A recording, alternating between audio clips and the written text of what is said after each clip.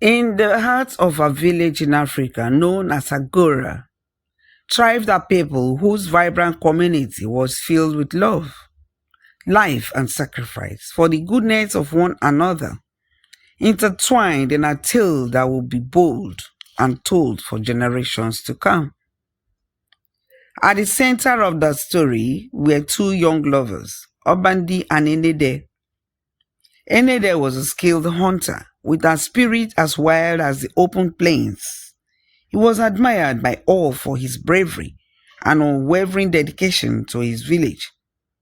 Obandi, a beautiful and compassionate young woman, possessed a wisdom that belied her years and her heart overflowing with love for her people.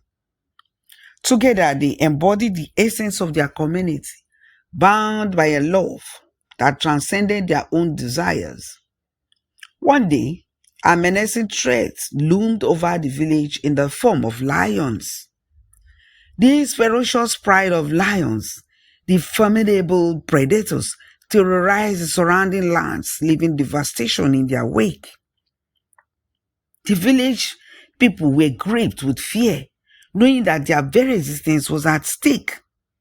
Great men in the village tried their best to drive off these ferocious lions and eliminate them, but to no avail.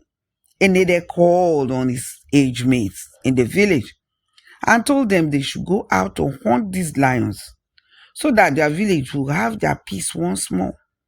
But they refused for fear of being killed and eaten by the animals. But the danger still persisted, and no one knew the next victim to be caught and eaten by the lions. Driven by a love for their people, Enede spoke to Obandi and told her he was going into the forest to fight the lions.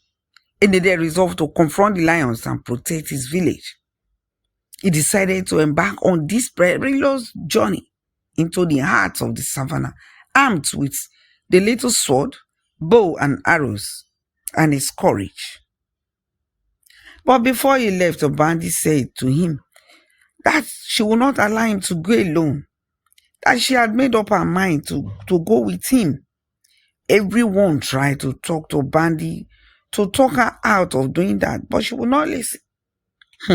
No, no, no, no. I will not sit here and hear that my Enede is dead, she said. I'd rather die with him in the savannah forest. So, after much persuasion from her parents and everyone, she refused. They decided to leave her alone since she had refused to listen. Enede even told her that she should not follow him, but she would not listen, and at last Enede left her alone. Driven by this love for their people and each other, Enede and Obandi resolved to confront the lions and protect their village. They embarked on a perilous journey into the heart of the savannah. Days turned into nights as they tracked the lions, navigating treacherous terrain and facing the harsh realities of the wilderness.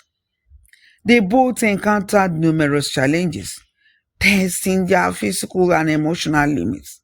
Yet, their love and determination remained unyielding. As they approached the lion's den, a realization struck them. Defeating the pride will require sacrifice greater than they had ever imagined. Obandi, with tears in her eyes, revealed a secret she had guarded in her heart. Since she was born, she possessed a rare gift and an ancient connection to the spirit of the land. With profound sadness and unwavering resolve, Obandi made the ultimate sacrifice. She offered herself as a vessel for the ancient spirit, drawing upon its power to face the lions head-on. The transformation was awe-inspiring as she became an embodiment of strength and fearlessness. Enede was shocked to see her thus. The lions came after her instantly and caught her in his mouth, one of the lions, and Obandi stared deep into its eyes, and the ferocious eyes of the lion would have struck fear into her heart, but it rather emboldened her. and the lion dropped her down. But a deep hole was caught by its teeth deep in her left leg. From that position, Obandi hypnotized the lions while Enede fought them ferociously until he was able to eliminate all of them. After that, he turned to look at his Obandi, gratefulness washing over him. But to his surprise, Obandi was almost giving up.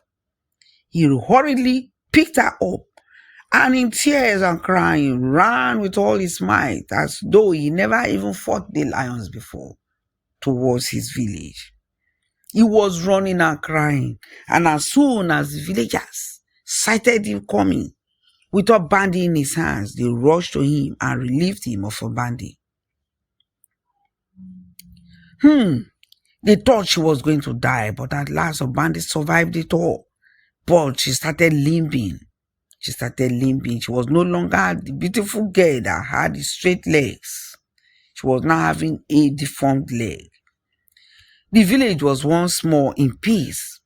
Enede and Obandi became a hero and a heroine. And at last, it was time for Enede to get married. Enede chose Obandi as his wife, as everyone had expected. But the village girls said no. There was no way their hero would marry a paralyzed girl.